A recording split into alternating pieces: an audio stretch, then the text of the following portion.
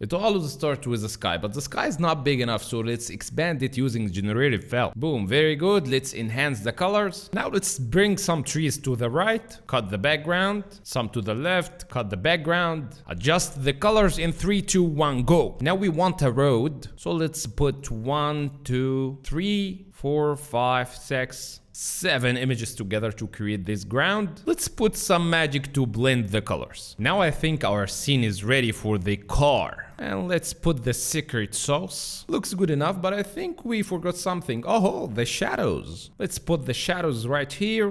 Let's see what do we need more. This area is empty, so let's fill it with this wooden fence. Another one, and I think we need another one right here. Of course, we need a shadow. And also we need the foreground element. Looks really cool right now, but let's put the final adjustments and the color grading. All you have watched right now is a brief about what we're going to make in this video. So without wasting any more time, let's dig into business. Hello guys, welcome to my channel. My name is Nour and this is Nour Design Channel. So this video is going to be a breakdown for this visual, how I created it, and I'll tell you the whys behind making every step in this design. So it's not going to be like a step-by-step tutorial. It will be focused on the process. I want you to become a problem solver. I want you to think in the design, because I suppose that you know the basics of Photoshop, you know how to deal with the tools, but I think what is missing is the why behind choosing specific image and specific color and all this stuff. But don't worry, if you want the full-length tutorial along with other tutorials like this, I have good news for you, because my premium course is now published and you can check it in the link in the description. In this course, I have explained all these projects in details. We have explained everything from putting images together, correcting lightness values, correcting saturation, correcting colors, and we have talked about how to paint light and shadow, how to put atmosphere effect, and adding the last final grading and color effects. You will find also all the brushes used, the stock images used, the PSD files. So if you want to take your photo manipulation skills to the next level, don't hesitate to visit the website. The link is in the description, and let's get back to the video. So let me first, guys, tell you a brief about the concept of the design. It's basically a commercial for BMW car, and it's emphasizing the concept that this car is very powerful. It can handle any ground, like snowy grounds. And in these type of commercials, you need to give attention to every detail in the visual. And the final design should be elegant and as realistic as possible. Okay, so I started by gathering some references from Pinterest, something like this, and started to decide the color palette that I'm going to use, which is this red color in addition to the cyanish bluish color in the background. Okay, so let's see the actual steps I take to create this design. I started with this sky, and the key point here was that I wanted a sky picture that doesn't have a lot of edits. I want a raw image which can give me flexibility in editing, you know? So I started to expand the image using the generative fill in the new Photoshop using AI, of course. And I noticed that this sky is very dark. You know, this is a noon time, so the sky should be somehow bright, because this was in my vision. So I started to use curves to make it brighter. But when I did so, I noticed that the colors are now more saturated. So I used a hue saturation layer to decrease the saturation of only the cyans. Okay, so here's before and after. And then started to get this image of these trees. And the way I cut the images with this way, I used channels to separate the sky from the trees, as you can see right now. But as you can see, it didn't give me great results. It's good, but it's not good enough for me, because as you know, in these type of visuals, you need to be careful to details, or to give attention to details. Okay, so I started to put it into a group, and using some brushes like this one, it's called Tree, I think. This brush, using this brush, I started to mask it out. I simply started to mask it out like this. Okay, this gives me a very good result. That's the best way I use to cut irregular edges like this. Okay, it gives me great results, as you can see right now. Sounds very cool. So this was to the right, and I used the same image to the left, but with different shape, you know. I didn't take the same part of the image. Okay, as you can see. Next, I started to color correct these elements because it looks more yellowish. Okay, so I used color balance. I don't know if you can notice it here. Let's zoom in. Here, before, after, and make it more bluish. Done the same thing to the right. And then I started to put some atmospheric effects because, as you know, if you want to create some depth in your visuals, you can do this by putting atmosphere effect, which deceive your eye and tell you that this part is far away. Okay, I've done the same thing to the left, and then I started to darken this area because the sun effect will not affect this area. So I started to darken it using a solid color and multiply blending mode. As you can see, here is before and here is after. This area should be a little bit dark. Very good. Now we need a land or a ground to put our car in. So for this, I used this image and I duplicated many times to create like the ground effect. As you can see right now, here is the first one. And here I started by putting the car itself in this position, and then started to put the road according to the direction of the car so that I can save some time, you know. So here is the first layer, and here's the second layer. This part, it's the same layer. Here also I used the puppet warp tool to wrap it like this. Okay, it's the same road, but I bended it to look like it was in a road. Okay, and another one here and another one here, of course. Okay, now when you look at it, it looks cool. Very nice. Now we have a lot of work to do in these parts because the colors are not matched. So I've fixed them using the color balance and the curves. Because here, for example, this part is very dark. So I started to make it brighter like this. And then using the color balance, I shifted the colors towards more cyanish color, not to the blue magenta one. Done the same thing here and the same thing here. It's basically the same process to match all the colors. This process needs some good eye. You need to take your time to match the colors of each element to the other elements. Okay? In this stage, I noticed that we need something here.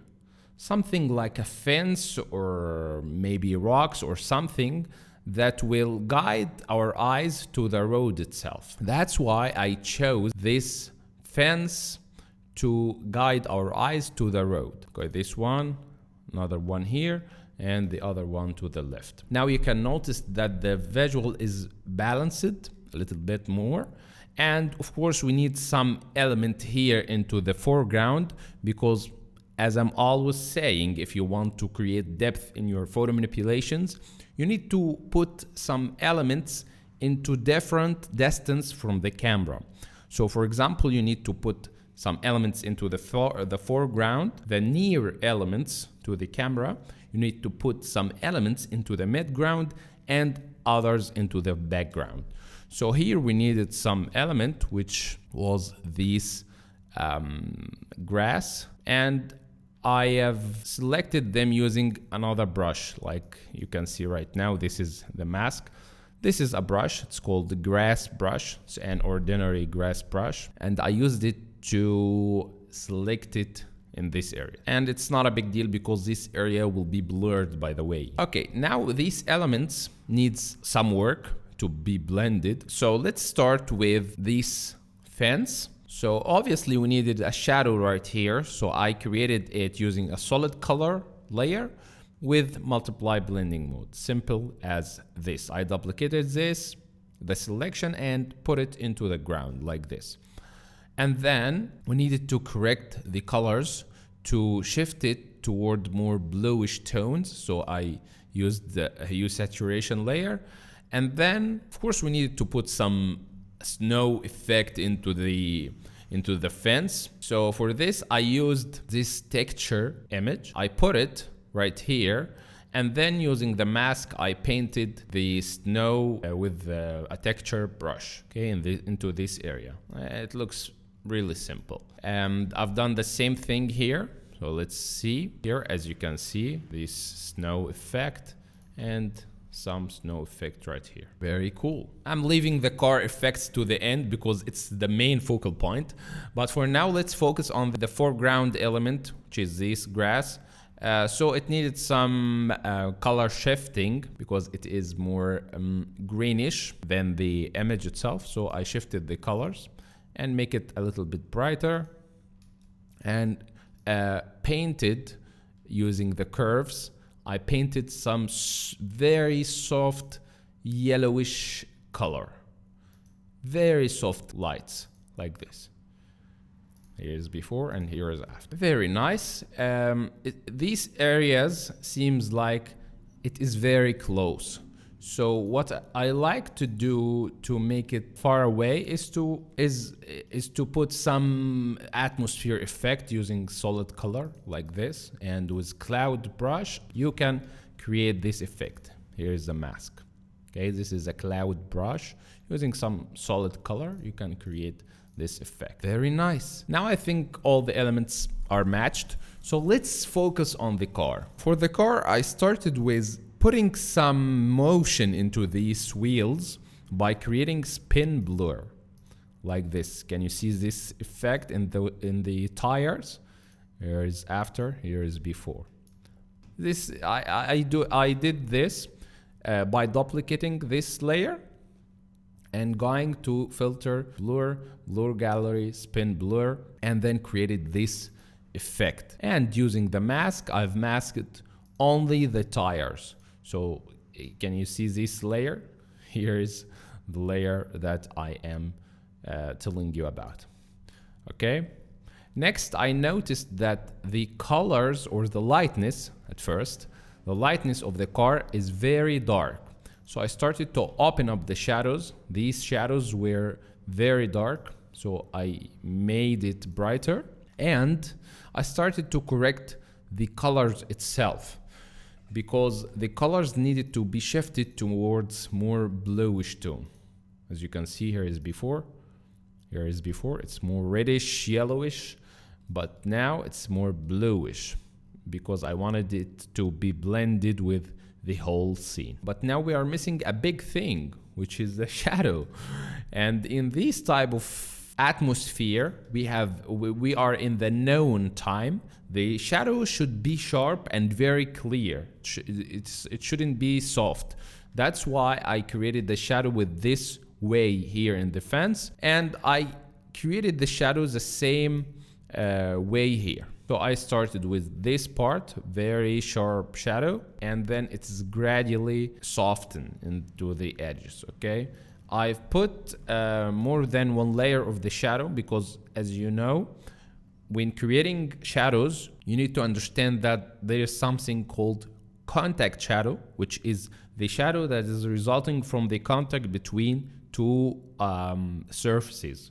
So between my fingers here, we have a contact shadow, and this is the contact shadow. It's the darkest shadow.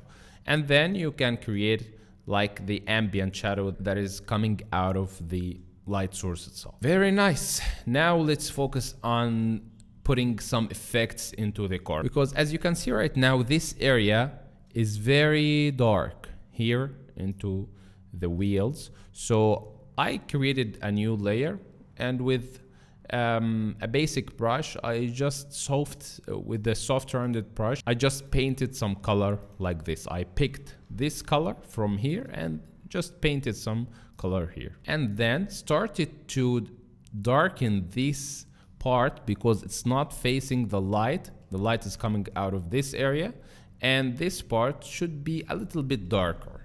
Okay, so that's why I created this curves layer and then started to paint the light that is coming out the source of light like this with a soft rounded brush and with screen blending mode. And next I started to put some effects into the car because we need to have a lot of, you know, snow effect here and there. So I started by a solid color, and with some dusty brush I started to put and draw some particles of the snow right like this. And here also using a texture brush I started to paint some as you can see, some snow effect. And for this I used this texture image, and I put some snow here and there into the car. And next I started to lighten these the car lights because it's somehow beauty shot, so it makes it better. And I've done the same thing to the left, and for this I used this overlay. It's a really cool image. And then I started to put a lot of effects into the tires area, all this using some overlays like this one, this overlay, adjusting its color, and then started to adjusting the direction of the explosion of the snow, you know. And here also this needs some work actually. It took me some time to get the flow of the snow like this, you know, and a lot of layers as you can see. And here is another lens flare brush and another one to the left. It's a big work, but it's worthy, believe me guys. Okay, so now obviously the car is moving, and it's moving fast. So using the references I have gathered, I've noticed that when the car is moving fast, you can see a motion blur effect here like this into the near elements to the camera, okay? But the far elements are not in this motion blur. You can see the blur is here, but the far elements is gradually decreased into the motion blur, okay? And this is this effect is resulting from the shutter speed of the camera that you are using. And I started to create this effect using some duplicates of this area. So I duplicated this area alone and this area alone, and then started to create a filter, and it's called path blur, in which you can define the direction of the blur that you want, like this. So I started to make a direction like this, and this is for the left part. So as you can see, here is the left part. Let me zoom in. Here, focus here. Before, after, before, after. Let me show you the mask. I masked this part only. And let's see, this is the right part. Before, after. Okay, the final step was to put everything together using camera raw filter. And it's basically tweaking all the sliders, started to tweak the colors to get the mode that was in my mind. And this effect is resulting from changing the focal length of the camera from the optics in the camera raw filter. You can see it here, I think, into the optics, because I distorted the image towards more wide angle like this, because landscapes looks more beautiful into wide angle, I think. But when I did this effect, I needed to expand the canvas using again generative fill into Photoshop, and I finally put some tweaks, like putting some lights, warm lights coming out of the sun like this. Here's before, after, before and after, and final lens flare effect, because we are into the opposite direction to the sun, so we need to have some, you know, lens flare effect, and it looks cool. Okay, so here is the final image. Here is before and here is after. Okay, I know that this was not a normal tutorial you can see anywhere else, because I wanted to focus more on the decision-making process while I am designing, you know, the techniques depending on which I am taking decisions into the design process. Because I'm sure that maybe all of you guys, you know, how to use the Photoshop tools, but I want my added value to be like how to think while you are designing. Okay, and again, if you want the full length tutorial of this design along with other designs, you will find it into my premium course in the link in the description. And let me know, guys, if you like these episodes or not. Thank you so much. Peace.